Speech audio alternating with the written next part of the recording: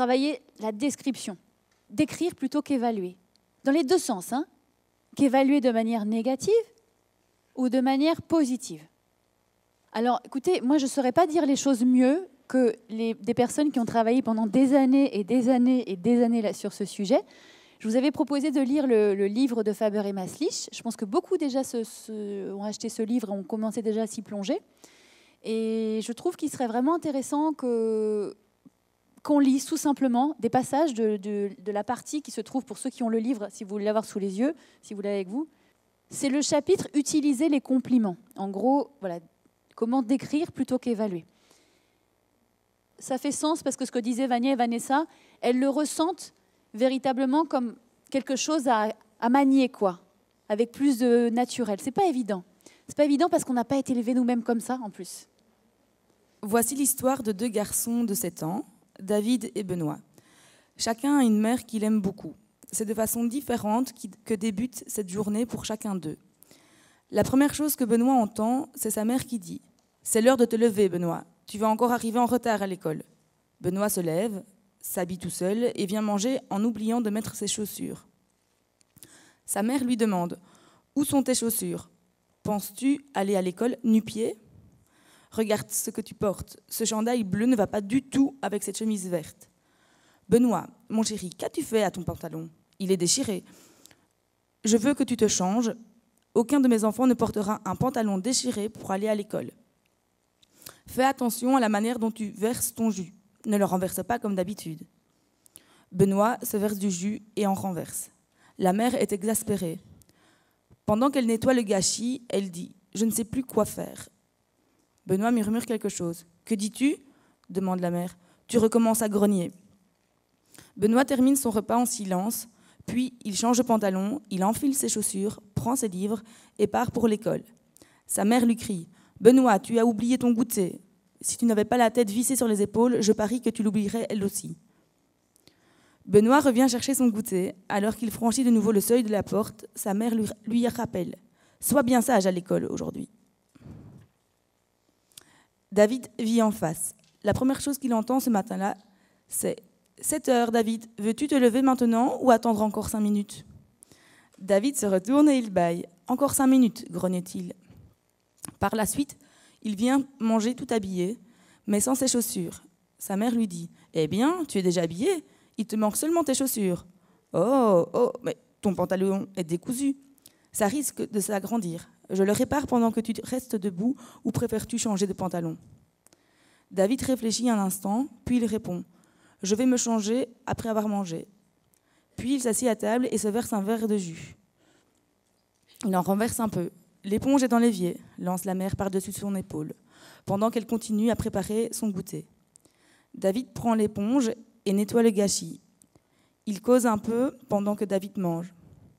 Quand il a terminé, il change de pantalon, enfile ses chaussures, prend ses livres et il part pour l'école en oubliant son goûter. Sa mère lui crie « David, ton goûter !» Il revient à la course et le remercie. En lui tendant son goûter, sa mère lui dit « À plus tard ». David et Benoît sont dans la même classe. Au cours de la journée, l'institutrice dit à la classe « Les enfants, comme vous le savez déjà, nous allons présenter notre pièce de théâtre la semaine prochaine. Il nous faut une personne volontaire pour dessiner une pancarte de bienvenue en couleurs et la mettre sur la porte de la classe. Il nous faut aussi une personne volontaire pour servir de la limonade à nos invités après la représentation. Et finalement, nous avons aussi besoin de quelqu'un pour faire le tour des autres classes et leur faire un petit discours, les invitant tous à la pièce. Il faudra leur indiquer l'endroit, la date et l'heure. » Quelques enfants lèvent la main sur le champ. D'autres le font en hésitant. D'autres ne lèvent tout simplement pas la main. Ici se termine notre histoire. On n'en sait pas plus, on ne peut que supposer ce qui s'est passé par la suite. Mais cette histoire donne à réfléchir. Croyez-vous que David aura tendance à se porter volontaire ? Et Benoît ? Les idées que les enfants entretiennent à leur propre sujet ont-elles un rapport avec leur empressement à relever des défis ou à prendre le risque d'essuyer un échec ? Quel est le rapport entre l'image que les enfants se font d'eux-mêmes et le genre de but qu'ils se fixent ? Comme l'a écrit Nathaniel Branden dans son livre « Il n'y a pas de jugement de valeur plus important pour l'être humain, pas de facteur plus décisif dans son développement psychologique et sa motivation que l'évaluation qu'il fait à son propre sujet. La nature de son auto-évaluation entraîne des conséquences profondes sur les processus de pensée d'un être humain, sur ses émotions, ses désirs, ses valeurs et ses buts. C'est cette dimension unique qui entraîne le plus d'effets sur son comportement. Chaque fois que nous faisons preuve de respect envers ses sentiments, chaque fois que nous lui offrons la chance de faire un choix ou de résoudre un problème, sa confiance et son estime de soi grandissent. Que pouvons-nous faire de plus pour aider nos enfants à développer une image de soi positive et réaliste ? Une partie de la réponse est sans aucun doute de leur adresser des compliments. Mais le compliment peut jouer des tours. Parfois, la louange la mieux intentionnée entraîne des réactions inattendues. On va continuer sur la description pour relever des choses positives, mais avant, là, ce qui est intéressant, c'est des descriptions qui relèvent des choses qui sont a priori négatives, qui nous embêtent.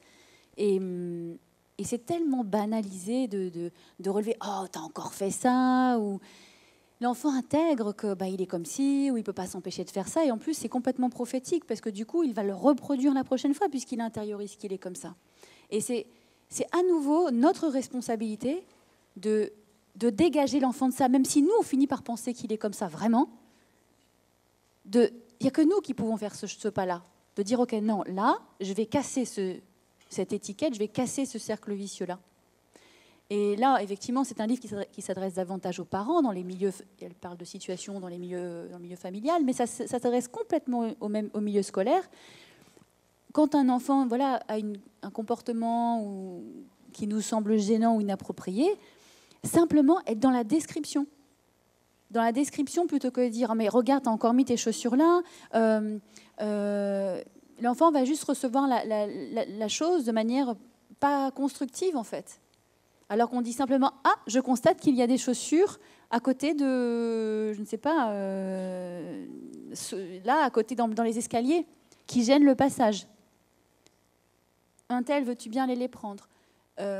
Juste la description, où « oh, il y a des nains qui sont dans l'escalier », eh bien, quelqu'un risque de tomber. Je ne sais pas, quelque chose qui soit dans la description, qui n'attaque pas l'intégrité de l'autre, en fait. Et c'est très efficace. C'est très efficace parce que les enfants, de toute façon, comme ça, ne perdent pas confiance en eux, donc ils vont être plus dans l'action, et alors que l'inverse est complètement contre-productif. Et je trouve que cette phrase de ce monsieur que je ne connaissais pas, Nathaniel Branden, est très forte parce que on sait ce que c'est, adulte, de ne pas avoir confiance en soi. On sait ce que c'est. On sait que c'est un fardeau qu'on traîne, en fait.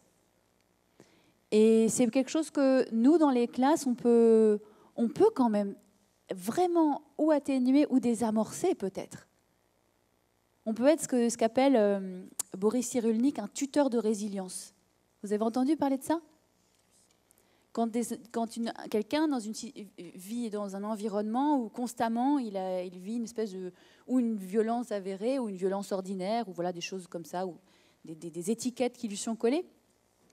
Et puis il va y avoir un jour quelqu'un de complètement extérieur qui va dire mais non, ce n'est pas normal et ça ce n'est pas vrai, mais qui le croit véritablement. Et bien cette personne, ça peut durer 5 secondes dans la vie de quelqu'un, mais ça peut être son tuteur de résilience. C'est-à-dire que ça va lui donner la force, à un moment donné, cette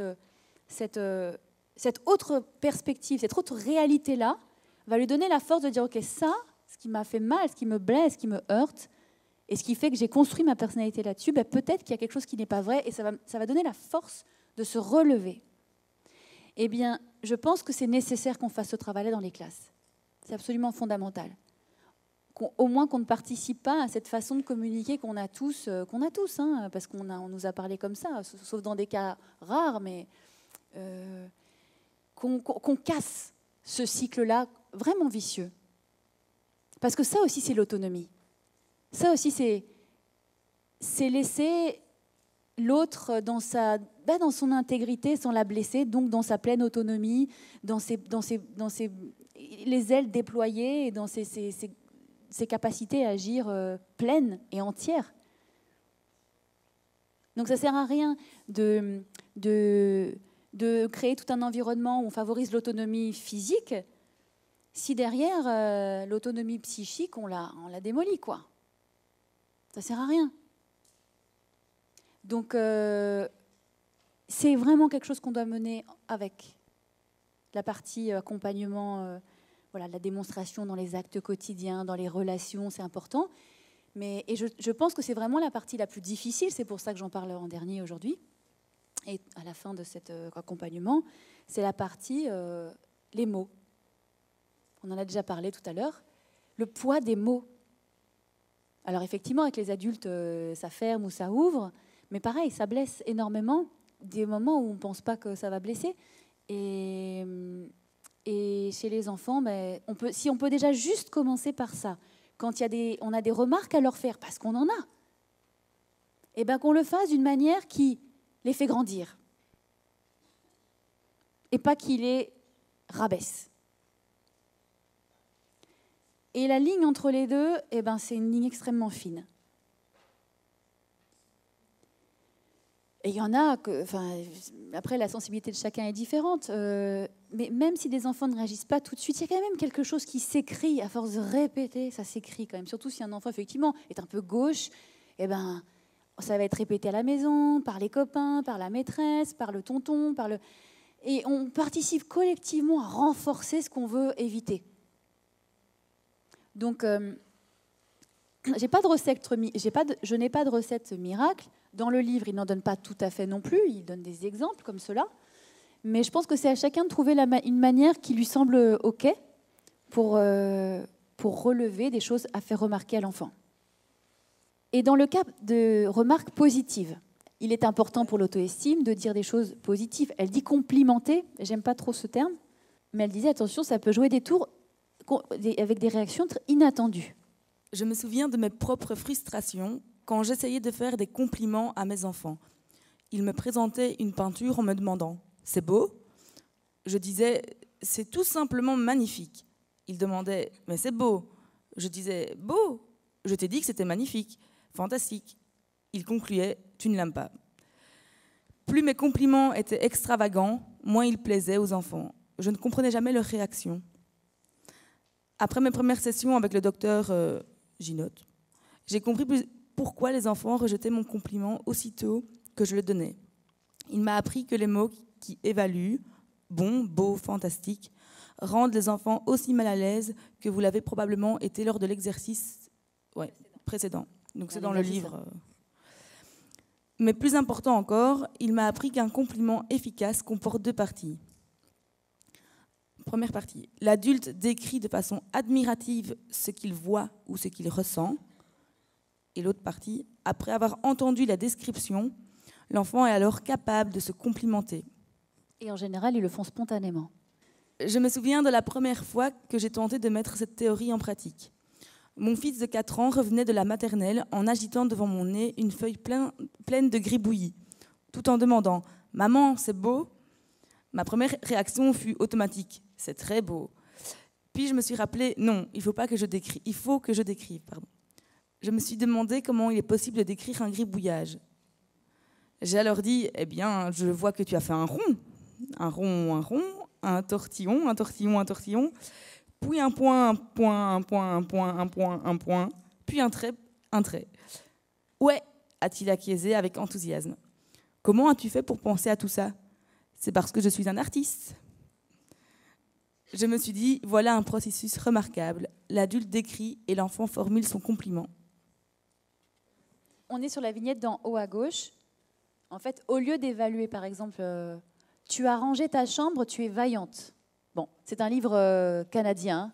Ils utilisent des mots un peu étranges, mais je ne sais pas. Moi, je dis pas ça aux enfants. Tu es vaillant. Pourquoi pas ? Ils comprendraient peut-être, comme transmettre. Donc, tu as rangé ta chambre, tu es vaillante. Et la petite qui dirait, dans sa tête, qui pourrait dire, je ne suis pas si vaillante parce que j'ai poussé des jouets sous le lit. Et plutôt, si la maman décrit, elle dit, je vois qu'on a fait beaucoup de travail ici. Tous les blocs sont dans leur boîte, sur la tablette. Chaque CD est dans sa pochette et toutes les billes sont ramassées. Et là, elle peut ajouter ce qu'elle ressent. C'est un plaisir d'entrer dans cette chambre. Donc, il n'y a pas d'évaluation, il y a de la description et juste, elle dit ce qu'elle ressent, elle. Et la petite qui dit finalement, je sais vraiment faire le ménage quand je veux. Oui, parce que il y a eu, en fait, on a amené à la conscience de l'enfant aussi ce qu'il a fait. Il comprend ce qui s'est passé et pourquoi on le félicite, mais sans l'évaluer en fait. Donc il prend confiance. La case du dessous, c'est très intéressant, je trouve cet exemple-là. Ce foulard que tu m'as fait est magnifique, très très beau. Je me demande s'il l'aime vraiment. Mais si l'adulte dit, et je pense que c'est pareil entre adultes, regarde cette riche couleur rouge, puis ses franges épaisses et toutes ses rangées de mailles égales. Et de plus, il est large. Ce foulard va vraiment me tenir chaud par temps froid. Il l'aime. Bon, tout ça, ce sont des exemples, c'est des histoires, mais pour les enfants, faites l'essai. Vous allez voir quand vous décrivez des choses comme ça, on voit leurs yeux qui pétillent vraiment. Et ils ne vont pas plus loin, ils ne cherchent pas plus, mais on voit qu'ils ont été reconnus dans ce qu'ils ont fait. Et en plus que reconnus, on a mis des mots sur ce qu'ils ont fait, ça les a même aidés eux-mêmes à comprendre ce qu'ils ont fait. Et ils ont grandi, quoi. Il y a quelque chose qui grandit. Par exemple, l'auteur décrit, au lieu de dire « Julie », donc à sa fille, « Julie, tu es incroyable » pour quelque chose qu'elle aurait fait. Elle va lui dire, de manière descriptive, je vous donne ces exemples-là pour nourrir un petit peu, vous donner des billes. Tu t'es rendu compte que les boîtes de maïs mises en solde coûtent en fait plus cher qu'une autre marque à prix normal. Je suis impressionnée. Voilà, elle décrit, plutôt que de dire « Ah, tu es incroyable ». Et la petite répond avec un sourire « Je suis douée ».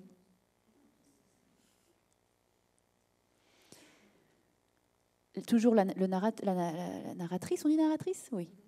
Au lieu de dire « André, tu es merveilleux », donc c'est à son garçon qu'elle a dit ça, le message téléphonique de Madame Verdun était très compliqué. Tu l'as écrit si clairement que je savais exactement pourquoi la réunion était remise. Et le petit garçon qui dit « Ouais, on peut compter sur moi ». Donc voilà, c'est ce genre de choses, je pense que ça demande un effort de le faire au départ, c'est vraiment pas naturel. Mais après, si ça devient naturel, je pense que c'est vraiment bénéfique pour tout le monde. Surtout que les enfants, en général, ils finissent par reproduire ce qu'on fait, donc ils risquent de nous retourner le compliment. Ça serait très drôle. Pourtant, quand on parle d'une chose, il est beaucoup plus facile de dire merveilleux que de vraiment la regarder. C'est pour ça que ça demande un effort. C'est tellement plus facile de dire « Oh, c'est beau, c'est magnifique ». Voilà, ça prend du temps de vraiment regarder, d'être là, encore une fois, de ressentir et puis la décrire. Quand on décrit ce qu'ils disent dans ce livre et que je trouve intéressant, mais je crois vraiment qu'ensuite il appartient à chacun de faire sa propre petite cuisine et de voir ce qui fonctionne le mieux avec une manière qui nous ressemble de parler.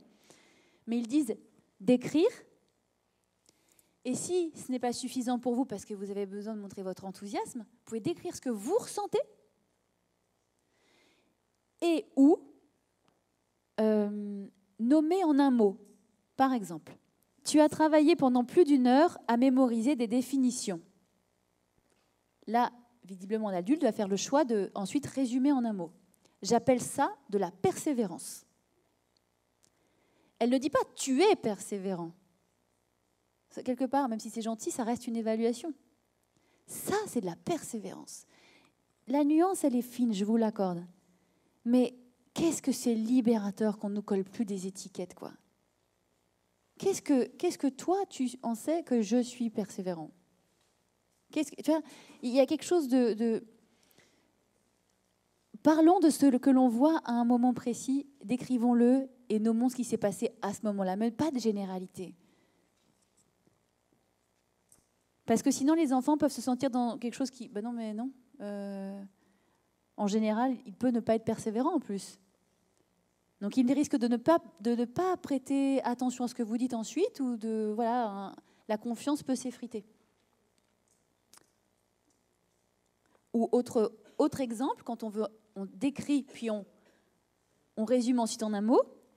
Tu as dit que tu serais à la maison à 5 heures, et il est exactement 5 heures. C'est ce que j'appelle de la ponctualité. Voilà. Tu as remarqué que les plantes étaient en train de sécher et tu les as arrosées. On appelle ça prendre des initiatives.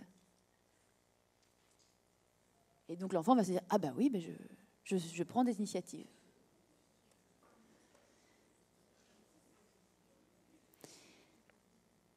Voilà. Donc c'est pas grand-chose, mais c'est vraiment un gros effort. Au début, vous allez vous retrouver... Comment ? C'est très difficile. On n'est pas... Non. C'est pour ça que je trouve ça très drôle et que j'ai voulu... Je me suis permise, même si c'est... Et d'ailleurs, je te remercie, Vanessa, d'avoir accepté ce moment un petit peu de flottement où on montre dans cette vidéo. Mais c'est tellement important parce que le nombre de fois où moi, dans la classe à Gennevilliers... Alors, j'étais avec Anna, donc on riait parce qu'on était là en train de chercher comment formuler la chose. Et au début, c'est tellement pas naturel qu'on cherche. Mais ce travail, on doit le faire, je pense. Je pense qu'il est important de le faire. Donc trompons-nous, mais essayons, quoi. Prenons le temps de piétiner, de ne pas trop réussir, et puis progressivement, ça va devenir naturel. On peut se demander, conclut l'auteur, comment un processus aussi simple peut entraîner un effet aussi profond. Et pourtant, jour après jour, à l'aide de nos brèves descriptions, nos enfants apprennent quelles sont leurs forces. Un enfant découvre qu'il peut transformer une chambre encombrée en une chambre bien rangée, qu'il peut fabriquer un cadeau utile et faire plaisir, et qu'il peut capter l'attention d'un auditoire, qu'il peut écrire un poème émouvant, qu'il est capable d'être ponctuel ou d'avoir de la volonté, capable de faire preuve d'initiative et de débrouillardise. Tout cela se dépose dans sa boîte, dans sa banque émotionnelle, et on ne peut le lui enlever. Vous pouvez lui enlever garçon sage, en l'appelant mauvais garçon le lendemain. Mais vous ne pourrez jamais lui enlever la fois où il a fait sourire sa mère grâce à une carte de prompt rétablissement ou quand il s'est acharné au travail avec persévérance, même s'il était très fatigué, et que ça lui a été formulé ainsi. Les moments où l'on confirme ce qu'il y a de meilleur chez l'enfant deviennent sa vie durant des points de repère, car il pourra y revenir dans les périodes de doute ou de découragement. Dans le passé, il a accompli quelque chose dont il était fier et il garde en lui ce qu'il faut pour le refaire. Donc c'est un cadeau qu'on fait aux enfants. Merci Marie d'avoir lu.